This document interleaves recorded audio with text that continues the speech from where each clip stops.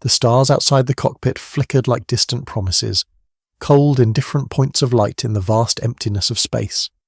Captain Marcus Hale gripped the controls of his battered freighter, the Endeavour, with a kind of calm born from years navigating the unforgiving void. Space was his home, his sanctuary, a place where no one asked who you were or where you came from, just how well you could fly. Until the emergency beacon blinked to life. It was faint, barely a whisper in the endless cosmic noise, but unmistakable. A distress signal from an uncharted planet in the outer rim, a forgotten world marked as off-limits since the old wars. Marcus was supposed to ignore it, to keep to his contract, deliver cargo, and move on. But something in that desperate pulse tugged at him, like a faint heartbeat against the silence. He altered course. The planet came into view like a bruised sapphire, dense, scarred by ancient bombardments, with twisted landscapes and shattered cities swallowed by thick alien jungles. His ship shuddered as he descended through a storm of static and turbulence, engines screaming against the atmosphere. The Endeavour crashed. When Marcus regained consciousness, pain throbbed in his ribs and the acrid scent of burnt metal filled his lungs. The cockpit was twisted, lights flickering. Outside, strange vines curled around the wreckage like curious fingers. But the real shock came when he heard the faintest sound, soft breathing, almost human, coming from the wreckage beside him. He crawled toward it, heart pounding. A small figure lay curled among the debris. A child, no more than 6 or 7 by human standards, but clearly alien. Her skin shimmered with an iridescent glow, eyes larger than any human's, reflecting a galaxy of emotions. Fear, confusion, and something deeper. A silent plea for help. Marcus's training screamed at him to keep distance, to call for backup, to wait for rescue. But his hands moved on their own, gently lifting the child, wrapping her in a salvaged blanket from the cargo hold. She looked up at him, her voice a whisper, broken and foreign, but with a hint of familiarity. Help. Days passed in a blur of pain and survival. The crash had left them stranded on this forgotten world, the Endeavour's communications array shattered beyond repair. Yet Marcus found something stirring inside him, something he hadn't felt since the war had ended years ago: responsibility. The child, whom he began calling Lyra, was unlike anything Marcus had ever encountered. Her biology defied easy classification. She absorbed sunlight like a plant, but breathed air like a human. She spoke in strange tonalities, but understood his commands. Most astonishingly, she seemed to possess abilities that transcended the known sciences, healing plants with a touch, sensing shifts in the air, calming wild animals with a glance. Yet, despite her alien nature, there was a fragility about her that echoed humanity's own vulnerability. She was a survivor, born of war but longing for peace. Marcus, the hardened pilot who'd spent years running from attachment, found himself slowly drawn into a new mission: to protect her, to raise her in a world that might never accept her. The planet was alive in strange and beautiful ways. Towering forests of crystalline trees hummed with energy, and bioluminescent creatures flitted through the thick underbrush. But the scars of conflict were everywhere: ruined cities half swallowed by jungle, rusting war machines tangled in vines, and echoes of battles fought long before Marcus's time. At night, Lyra would look up at the unfamiliar stars and hum a haunting melody, part lullaby, part ancient chant. Marcus didn't understand the words, but the tune settled his restless mind. One evening, as they sat beside a campfire under twin moons, Lyra reached out and touched his hand. "You're not like them," she said softly. "Like who?" Marcus asked. "The ones who left me, the ones who forgot." Marcus swallowed. "I'm not perfect, but I'm here now." She smiled faintly, the glow of her skin lighting the darkness. "Then maybe there's hope." Their fragile peace was shattered when strange ships appeared in the sky, sleek, silent, and ominous. Scouts from a coalition hunting remnants of the old wars, searching for survivors and secrets buried beneath the jungle canopy. Marcus knew what they wanted. They wanted Lyra, to study her, to use her, to erase what she represented. He had to make a choice: run again, or fight. And for the first time in years, Marcus felt the fierce fire of something he thought he'd lost: hope, Because this child, this alien girl with a galaxy in her eyes, had changed everything. Marcus didn't sleep that night. The twin moons cast pale light through the shattered canopy above, but his mind was sharp and restless. The distant hum of the scouting ships was faint but unmistakable, a silent promise of danger creeping closer with every passing hour. Lyra, curled beneath the shelter of a fallen crystal tree, stirred at one point and reached for him. Her small hand found his arm, the iridescence of her skin soft against his rough sleeve. "Will they come?" she whispered, voice trembling. "Yes," Marcus admitted, "but I'm not going to let them take you." Her eyes searched his, wide and shining. "Why? I'm not even human." He shook his head, anger flaring beneath his calm exterior. "Because you're not just not human. You're someone. Someone I care about. Someone I'm going to protect." That night, as the jungle whispered its alien secrets, Marcus made a vow to be more than a pilot lost among the stars, to be a guardian. The following days were a blur of preparation and flight.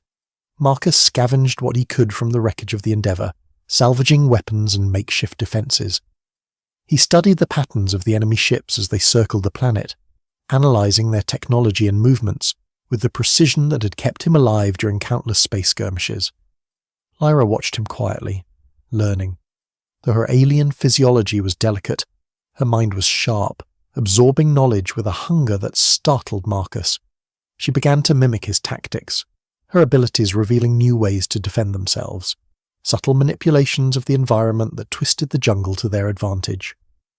At times, Marcus caught her practicing, silent and focused, her hands tracing patterns in the air that caused leaves to shimmer or vines to coil protectively. One evening, as the sky bled into twilight, she confessed, "I can feel them coming closer, the ones who hunted my family." He nodded grimly. "Then we fight, or we die trying." Lyra looked at him with a courage that belied her years. "I don't want to die. I want to live." Their first encounter was sudden and brutal. The scouting party struck just after dawn, dropping silently through the mist in small assault pods. Marcus and Lyra were ready. He fought with the hard-edged skill of a veteran pilot turned ground warrior, blaster shots blazing, tactical orders shouted in a rough, commanding voice. Lyra moved like a ghost among the foliage, her alien gifts bending nature itself to shield and confuse their attackers. At one point, Marcus saw her extend a hand toward an advancing soldier, and the air shimmered, thick vines erupting from the soil to entangle his limbs, holding him like a living cage. The soldiers were ruthless, but they had underestimated the bond between Marcus and Lyra. They fought not just for survival, but for something more, hope. When the last attacker fell, Marcus collapsed against a tree, chest heaving. Lyra knelt beside him, placing a cool hand on his brow, her touch gentle but filled with a strange energy that eased his pain. "You saved me," she said simply. "No," Marcus replied, looking into her luminous eyes. "You saved me." In the aftermath, they retreated deeper into the jungle, moving toward an ancient ruin Marcus had spotted on his scans, an old Varelli outpost half swallowed by vines and time. It was a place of memory, a forgotten war and lost knowledge. Inside, they found relics, artifacts that hinted at a time when humans and Varelli had fought side by side, long before the hatred that had shattered their worlds. Among the ruins was a chamber filled with data crystals and holorecorders, a forgotten library of peace treaties and failed attempts at unity. Lyra touched one of the crystals, and a holographic image flickered to life. An elder Varelli speaking in melodic tones, addressing both species as brothers and sisters, urging cooperation and trust. Marcus watched, heart heavy and hopeful. "Maybe it's not too late," he whispered. Lyra nodded. "We can make them remember." But peace was fragile, and the enemy was relentless. Back on the planet's surface, Marcus and Lyra prepared for the inevitable final assault. They fashioned traps and alarms from the jungle's gifts, turning the terrain into a living fortress. Marcus trained her in combat, while Lyra taught him to listen, to feel the subtle currents of life around them. One night, as they huddled beneath a canopy thick with glowing flowers, Marcus asked, "What will you do if they take you away?" Lyra's eyes shimmered with unshed tears. "I will never stop fighting to come back, because here, with you, I found something worth protecting. Marcus gripped her hand tightly. Then we fight together, until the stars burn out. The war that came was fierce, but it was not just a battle of weapons. It was a clash of wills, a struggle to redefine what it meant to be family, to be home. And as the sun rose on the blood-streaked jungle, Marcus knew that he was no longer just a pilot. He was a guardian, a protector, a father, all because an alien child had changed his life. The jungle still hummed with life, but beneath its vibrant surface danger tightened like a noose. Marcus and Lyra had survived the first wave of attacks, but word was spreading. The coalition hunting remnants of the old wars was mobilizing a full-scale assault. Their mission: capture Lyra at any cost. The hybrid child who represented more than just an anomaly, she was a symbol of peace, a living contradiction to the fear and hatred that had fueled generations of conflict. Marcus spent his days repairing what remained of the Endeavour's communication systems, desperate to send a signal beyond the planet. If help was to come, it would have to be soon. At night, he sat beside Lyra in their hidden sanctuary, watching the stars through gaps in the canopy. "I don't want to fight anymore," Lyra whispered one evening, voice fragile. "I want to live in a world where I don't have to hide." Marcus swallowed the lump in his throat. Me too. But sometimes fighting is the only way to protect that dream.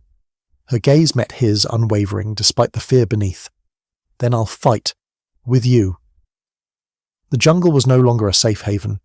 One morning, as sunlight filtered through the thick leaves, Marcus heard the telltale hum of approaching engines, silent hovercraft cutting through the mist like shadows.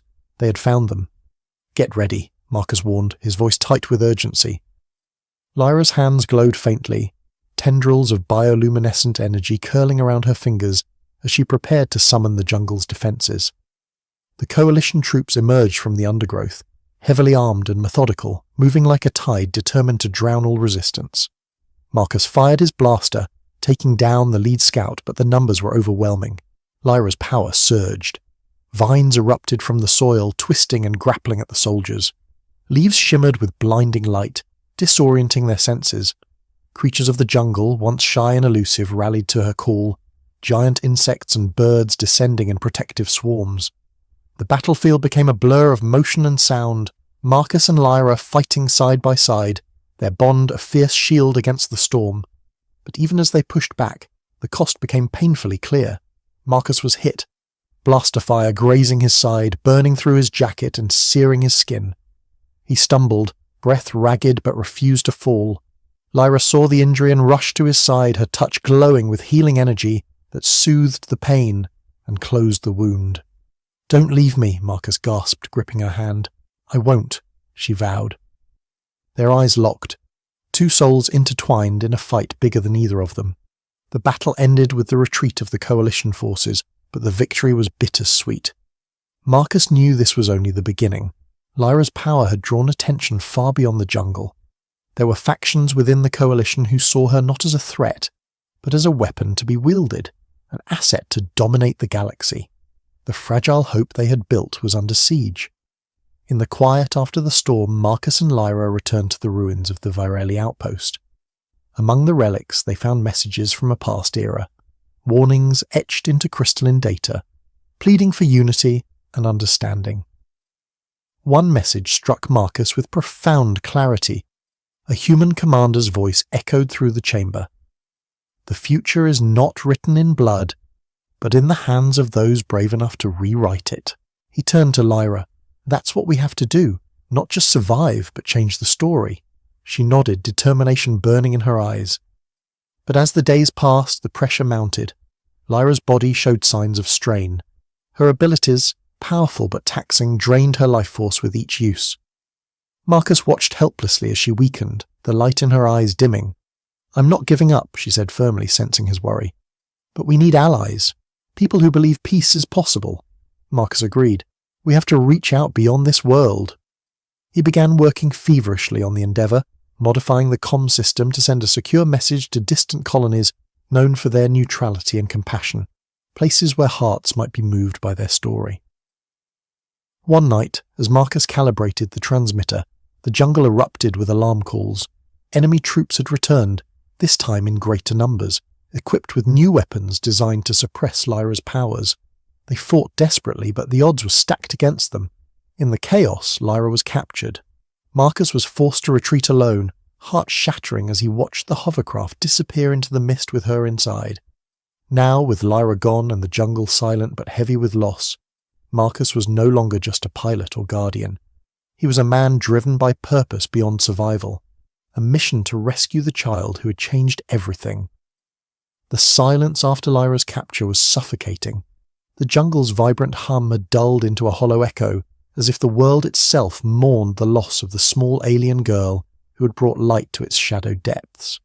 Marcus sat amid the ruins of their sanctuary, staring at the scorched ground where they had fought and hoped just days before.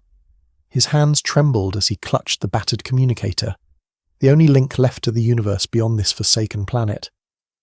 Every attempt to contact friendly colonies was met with static, or worse, cold indifference. The galaxy was vast and he was alone against forces that had no mercy. But Marcus was no longer just a pilot. The fire in his chest had grown, fueled by desperation and a bond that transcended species and war. He swore under the alien moons that he would find Lyra, no matter the cost. The Coalition's fortress was hidden deep within a jagged mountain range, a fortress carved from black stone and guarded by technology both brutal and advanced. Marcus had spent days mapping its defences from the shadows, his scars and fatigue forgotten in the face of the mission. Under cover of night, he slipped through the dense underbrush, using every trick learned in years of survival and combat. The jungle was his ally. He felt its pulse, its breath, guiding him toward the prison where Lyra was held. His heart thundered as he approached the gates, aware that one wrong move could mean death.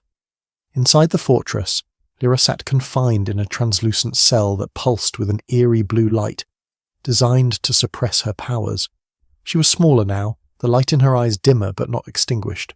She sang softly, a haunting melody in an ancient language that seemed to stir the very air around her. Guards patrolled the corridors with mechanical precision, their voices cold and voices clipped orders. They saw her as a prize, a tool to be exploited. But Lyra's spirit remained unbroken. When she caught sight of Marcus slipping through the shadows, his familiar silhouette against the stark walls, her lips curved into a faint, hopeful smile. Marcus's plan was reckless, relying on speed and stealth rather than brute force. He disabled cameras with a handheld jammer and incapacitated guards with quick, precise strikes. The fortress was a maze of steel and shadows, but his resolve was ironclad.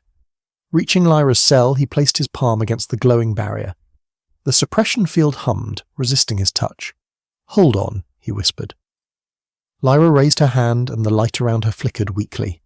Summoning every ounce of strength, she reached out mentally, an alien bond she had formed with Marcus since the crash. The barrier weakened, shimmering like heat waves. With a final push, Marcus breached the cell, pulling her into his arms. Their escape was frantic. Alarms blared, corridors flooded with enemy troops. Marcus moved with lethal grace, shielding Lyra as they darted through labyrinthine passages. Lyra's powers, though weakened, flared in desperate bursts, vines erupting from floors, blinding lights flashing to buy them time. They reached the outer defences only to find a patrol blocking the exit. Marcus squared his shoulders. "Stay behind me," he said. Blaster fire tore through the air, and Marcus fought like a man possessed, every shot calculated, every movement precise. Lyra stood behind him, her hands weaving light and shadow into a protective shield. When the last enemy fell, the gates yawned open to the jungle's embrace. Breathless and battered, they ran into the night, the forest swallowing their footsteps as the fortress faded behind them. Marcus kept his arm around Lyra, guiding her through the wild terrain toward the wreckage of the Endeavour. At the camp, they rested briefly, the weight of the ordeal pressing down on them. Marcus tended to Lyra's wounds, and she rested her head against his shoulder. "Why did you come back for me?" she asked quietly. "Because no one leaves family behind," Marcus said simply, "not on my watch." But safety was still far away. The Coalition would not give up so easily. Marcus knew the journey ahead would be perilous, a race against time and ruthless enemies. They needed allies, others who believed in peace, who could stand with them against the tide of war. Using the repaired communicator, Marcus sent a message, not just a call for help, but a testament to their struggle. He shared Lyra's story, their fight, the hope that still burned bright. As the signal faded into the cosmos, he looked at Lyra and said, "We're not alone anymore." She smiled, the light returning to her eyes. "Together, we can change everything." The jungle whispered promises of renewal, of life after devastation. Marcus and Lyra rose from the ashes of their trials, no longer just pilot and alien child, but partners bound by courage, love, and a shared vision. Under the alien stars, they set their course for a future forged in the fires of conflict, but lit by the enduring flame of hope. The stars stretched endlessly above as Marcus and Lyra prepared to leave the battered world behind. The jungle, once a wild labyrinth of danger and sorrow, now felt like a cradle of new beginnings. Every scar on the planet's surface, every shattered ruin, whispered a story of survival and of hope. Marcus stared up at the night sky, the same cold expanse he'd flown through countless times. But now it held new meaning. It was no longer just empty space. It was a canvas, waiting for the story they would paint together. Lyra stood beside him, eyes reflecting the constellations with a shimmering glow. Her strength had returned, nurtured by their shared trials and the love that had grown between them. She was no longer just the frightened alien child he had found in the wreckage. She was a symbol, a beacon that might one day unite fractured worlds. Their message had reached distant ears. Soon, allies from neutral colonies and peace-seeking factions answered their call. Ships arrived in the skies, bringing supplies, medical aid, and most importantly, a promise of solidarity. Among them were diplomats, scholars, and warriors tired of endless conflict. Marcus felt a surge of relief. The galaxy was vast, filled with darkness, but also light. The coalition forces, once relentless hunters, now faced opposition stronger than they had anticipated. The tide was turning. As the Allied forces helped rebuild the planet's shattered cities, Marcus and Lyra worked side by side, teaching, healing, and inspiring. Lyra's abilities became a bridge between species, fostering understanding and cooperation. Marcus trained new defenders, passing on his skills to those willing to protect peace. But the greatest transformation was within themselves. Marcus had shed the loneliness of the pilot who flew through the stars alone. He had found family in the unlikeliest of places, an alien child whose spirit refused to be broken. Lyra had grown from a symbol of war's aftermath into a leader of hope, her light guiding those lost in darkness. One evening, as twin moons rose over the reborn world, Marcus and Lyra stood on a hill overlooking a thriving city. Children of various species played in the streets, laughter echoing through the clean air, a sound Marcus hadn't heard in years. Lyra turned to him, eyes bright. "We've done something good here," he smiled, pulling her close. "We've done more than good. We've started a new story." They watched the stars together, no longer distant strangers, but partners bound by courage and love. But the galaxy was not without shadows. Marcus knew the Coalition's remnants still lurked in the fringes, waiting for weakness. He vowed to remain vigilant, ready to defend the fragile peace they had fought so hard to build. Yet, as he looked at Lyra, her face radiant with hope, he believed in something more powerful than fear. He believed in the human spirit's capacity to rise above hatred and fear, to embrace the alien and the unknown, to build a future where differences were not weapons but threads in a tapestry of unity. Their journey was far from over, but the path ahead was clearer. Together they would soar beyond stars and wars, carrying the light of a new dawn. For Marcus was no longer just a pilot. He was a guardian of peace, and Lyra was no longer just a child of war. She was a beacon of hope. The universe was vast, and for the first time in a long time it felt like home.